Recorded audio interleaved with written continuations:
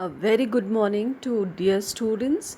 Today we are going to start with the fifth chapter, that is organizing. Before this we have already done, that is planning. So I hope you all know what is planning now. So we have done what is planning. In planning, an entrepreneur, what does he do, or the people in the organization, what do? They set objectives for a given time period and select best alternative course of action. So that is planning. That is, they were setting an objective. Once objective is set, the next step that the people in the organization have to do is organizing. So what is organizing all about? Organizing, you can see this clip here. Organizing refers to identifying and grouping different activities in the organization and bringing together human and non-human resources to achieve organization goals. So what is organizing? The next step after planning doing? We are clarifying jobs, what work to do. If I have an objective in planning, we did objectives. So now with this objective, what steps, what work to be done, and who will do these works? We will decide the relationship, who will be the boss, who will be the subordinate, and deploy resources for attaining the goals that were set in planning. So this is what is organizing all about. So let us see what are the steps in organizing. Is it clear, all of you? So let us see what are the steps in organizing. So when you already plan something, now how will you implement it? So this is what is implementing stage, is what is organizing. So what do we do here? Steps in the process of organizing: identification and division of work, departmentalization, assignment of duties, establishing report relationship. So these are 4 steps of organizing. So you can just have a look at this. Okay. So let us go to the first one. Here, this is again, I have just given the clipping: identification and division of work, departmentalization, assignment of duties, establishing report relationship. So let us go to the first one: identification of work. So as I told you, that what is organizing doing? It is trying to find out what work to be done, clarifying jobs. So what is the first step doing? Organizing starts with identification of what? Of total work. What is the work to be done? And in the process of this, the people also decide, the managers also decide, the work should be divided in a systematic way. All the work cannot be done by single people or a single group of people. When there are so many people in the organization, the work needs to be divided amongst them equally, so that each person gets a separate and distinct task. Now when people get separate distinct tasks, there is no overlapping. They know what to do. So there is no unnecessary duplication and wastage of effort. So this is what identification and division of work. Knowing what is the total work and dividing it systematically among the employees. Now next we are coming to departmentalization. After identification, what do we do is grouping related and similar jobs. So the next thing that we have is grouping the similar and related jobs under one department.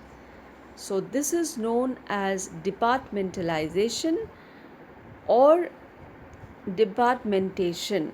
So this is what is grouping. Okay, so this is grouping into various department. It can be production department, it can be sales department. So similar kind of jobs are put in one particular department. The next thing that we have is assignment of duties.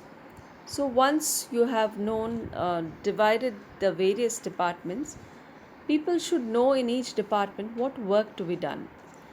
So here, assignment of duties. Duties should be assigned on the basis of knowledge, experience, qualification of individuals. So duties are now to be assigned to the individuals according to their knowledge, expertise, etc. The next step is establishing report relationship. Now, what is establishing report relationship? Here, when we have already done that, what people have to do, now who will report to whom? That is, here we will decide who will be the superior and who will be the subordinate.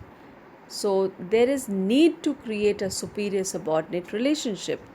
Okay, so that there is a clear relationship, helps in creating hierarchical structure, helps in coordination amongst the various departments. If people know who is the boss, then the required people can approach the boss, not to all people in the department. So like this, there is no confusion and a hierarchical structure. Who is the boss, who is the subordinate, who is the next person? So it is being maintained here. So relationships are being identified here.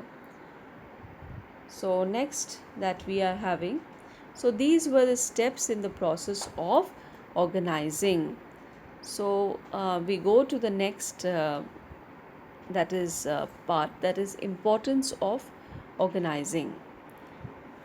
Now we already did, now just now we have done four things: identification and division of work, departmentalization, assigning duties, and establishing report relationship.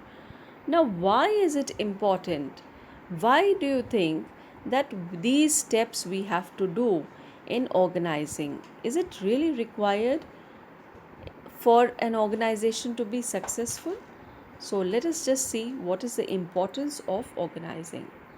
So here, when we say importance of organizing, we are having benefits of specialization, clarity in work relationship, optimum utilization of resources, and fourth is adaptation to change. It is actually merged when the two things have been put together. Optimum utilization, adaptation to change, effective administration, development of personnel, and expansion and growth. So let us see why it is important. Once you are clear with who will do the work, who is going to be the superior, who is going to be the subordinate, how many departments you will have. So why is this very important? So let us see the first one. The first one says benefits of specialization. Division of work.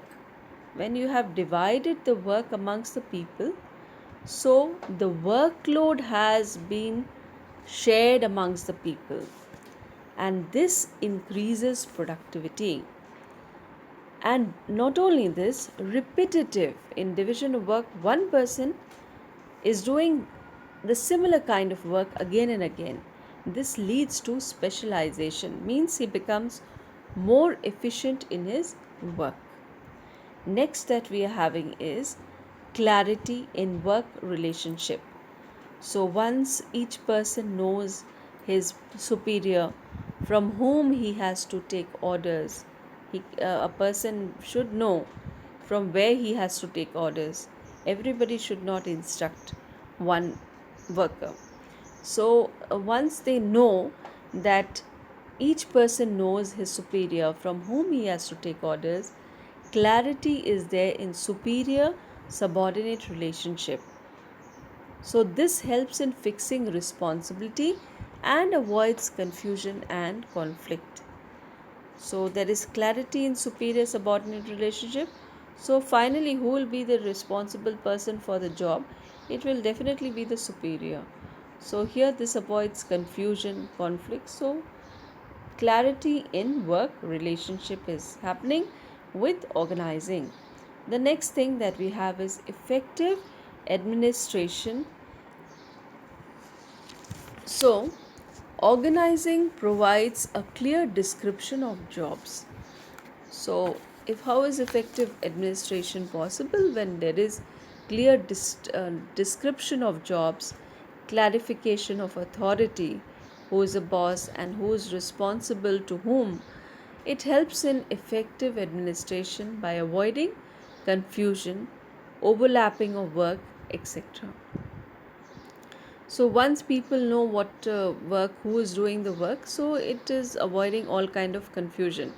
If the boss wants to know about a certain thing, he will go to the particular person because and clarify whatever work he has to get done. So organizing reduces the workload of top managers through delegation of authority. Now listen children, this is a word that you are getting, that is delegation of authority here, though I have not mentioned it here.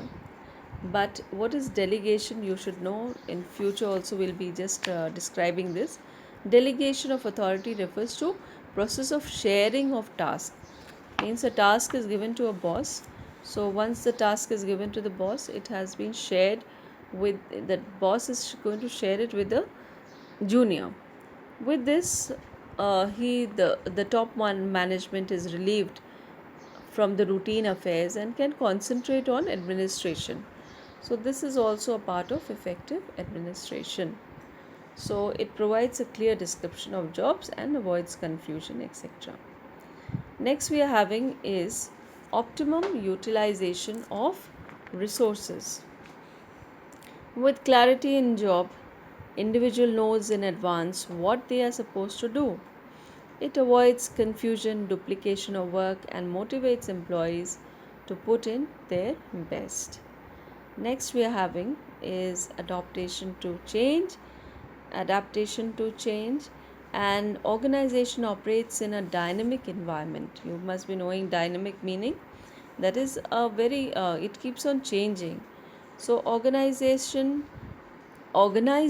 when you organize things properly, it helps to adjust yourself to changing circumstances. Nothing is stagnant in the business. Every time there is change in technology, every time there is change in the taste of the consumers. So once you organize things properly, it helps you to come out of the changing circumstances. Next is development of personnels. Personnels or the people in the organization can be developed through training. Now, how we haven't talked about organizing, there was no step called training. But there's something that we have in organizing that is termed as delegation. Again, I'm telling you. So, what is the boss doing when the boss is getting a lot of work? So, what he does is he is delegating it to his subordinate. So, in this process of delegation, like if I see the class scenario, okay, if you all are in the class, so just imagine that one work has been given to the class teacher, okay, so and she shares the work, like she is giving some work to the class monitor. So, what is happening is the work of the superior is being shared with the subordinate. So, in the process, is the subordinate being trained? Is he learning something? He is learning something. So, likewise, in an organization, when the subordinate is getting an opportunity to share the work of the superior, he gets an opportunity. So, he is being trained there. So, delegation allows the manager to reduce their workload by assigning routine jobs to their subordinates. So, next we are having is expansion and growth. So, the last topic that we have in the importance. So, here properly designed organizational structure creates favorable condition for expansion and diversification of enterprise. So it not only this, it allows an organization to add more jobs, departments or product line. So here organization structure, when we say, it refers to the network of job positions, responsibility like subordinate superior relationship, all these clarity when you have. So this helps in expansion, means the company can go for more departments and product line, etc. So this is it, all of you. Okay, hope it is more or less you're getting the topics, understanding the topics clearly. Okay, so thank you to all of you. Stay safe, stay home. Okay, so bye bye to all of you. Bye bye, children.